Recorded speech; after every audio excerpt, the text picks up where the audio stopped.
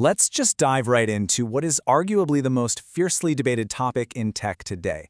We're looking at the massive paradigm shift happening in software engineering, and we're asking the big question that, let's be honest, is probably on your mind right now. Is agentic AI actually here to replace you, or is it about to make your job bigger and way more important than ever before?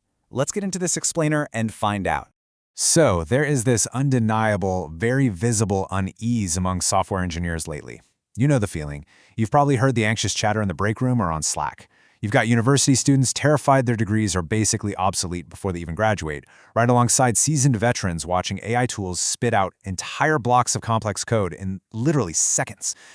There's this creeping genuine fear that all that hard-won, highly technical expertise is just losing its value on the market.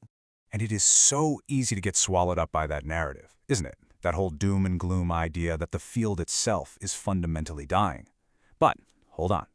Before we accept that fate, we really need to talk about some groundbreaking new diagnostic research. This comes from Chalmers University and the Volvo Group, and honestly, it flips this whole anxiety completely on its head. It turns that dread into an absolute light bulb moment. Okay, let's break down their core thesis. They call it the expanding scope. Basically, they argue that AI-based agent systems actually expand the engineering object outward. So, the field isn't dying at all, it's just shifting. We're moving away from a world of pure classical code generation into much, much broader horizons. The reality is, you aren't going to be engineering less, you're just going to be engineering entirely different things. Now, to really wrap our heads around this shift, we need to understand a totally new concept they introduce, the semi-executable artifact. Think about what we're building these days. We're engineering complex prompts, agent workflows, behavioral policies. These are artifacts that need probabilistic interpretation. They aren't that standard deterministic code where a machine just compiles it and runs it flawlessly every single time. Instead, they live in this messy, interpretive middle ground. And this is where it gets super interesting. Artifacts like escalation rules, routing logic, or evaluation harnesses, they occupy this incredibly consequential space. Sure, they aren't classical code, but they definitely aren't just informal human routines either. They actually shape the system's behavior just as directly and powerfully as traditional code ever did. Make no mistake, these are the new building blocks of our systems. So how do we visualize this new world? The researchers map it out as a semi-executable stack. But notice, it's not a rigid top-down hierarchy like we're used to. It's actually a series of expanding concentric rings of engineering responsibility. That center core is what we already know, but those outer rings? That's exactly where the entire field is heading at breakneck speed. Let's quickly trace how this expands. We start right at the tiny core, Ring 1, your executable code and tests. Next, we move out to Ring 2, which is instructional artifacts, so things like prompts. Ring 3 is orchestrated execution, agent workflows, then Ring 4 brings in the control systems and guardrails. Ring 5 is the organizational operating logic and decision routines. And finally, we push all the way out to Ring 6, societal fit and institutional legitimacy. It's a massive expansion of scope. And this 6-ring stack is way more than just abstract theory. It's a highly practical, ultimate diagnostic tool. You can literally use this today to pinpoint exactly where your current engineering contributions sit or figure out where your organizational bottlenecks are hiding. Like, if your AI project is failing, it's highly likely you're obsessing over Ring 2 when the real bottleneck is actually sitting way out in Ring 4 or 5. To prove that this isn't just future talk, let's look at some real-world automotive and enterprise case studies. Take the SPI P-Tester project. They automated a whole testing pipeline, which firmly plants the engineering work in Rings 2 and 3. Then there's Go No Go, where an LLM multi-agent system actively helps make software release decisions. That literally pushes the engineering all the way out to Ring 5. The core work is undeniably shifting from writing code to orchestrating workflows and macro-organizational logic.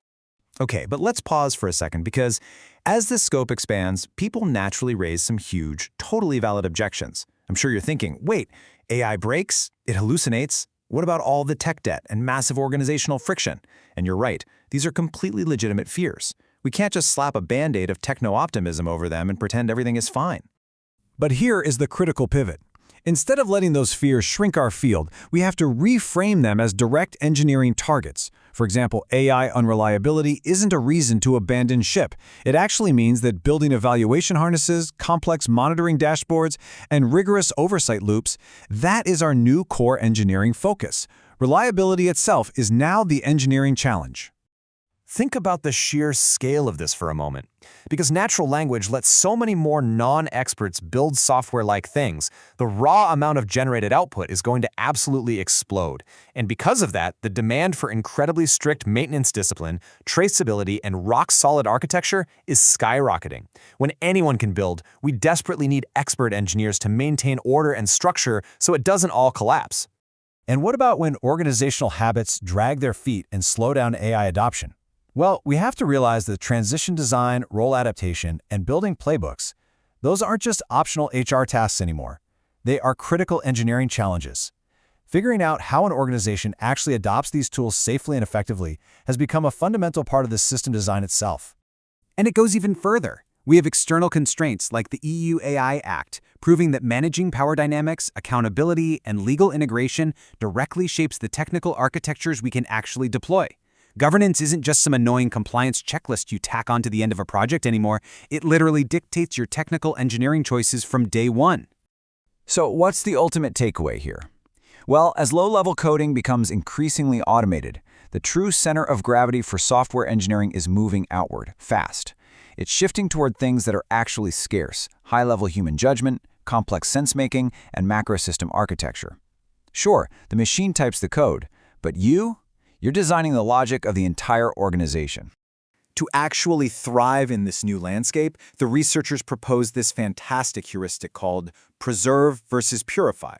Basically, we need to preserve our durable engineering principles, things like modularity, explicit reasoning about requirements, and the traceability of intent. But at the same time, we have to boldly purify.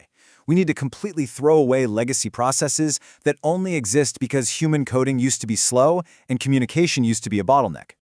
By actively purifying our workflows of all that accidental complexity, we liberate ourselves.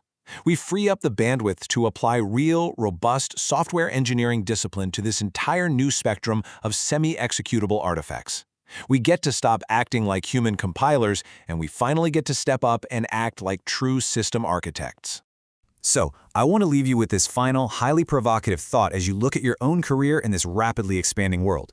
If agentic systems are taking over the repetitive keystrokes, your role isn't disappearing, it's getting a massive promotion. So ask yourself, are you just building code, or are you stepping up to build the operating logic of society? Thanks for joining me on this explainer, and keep engineering the future.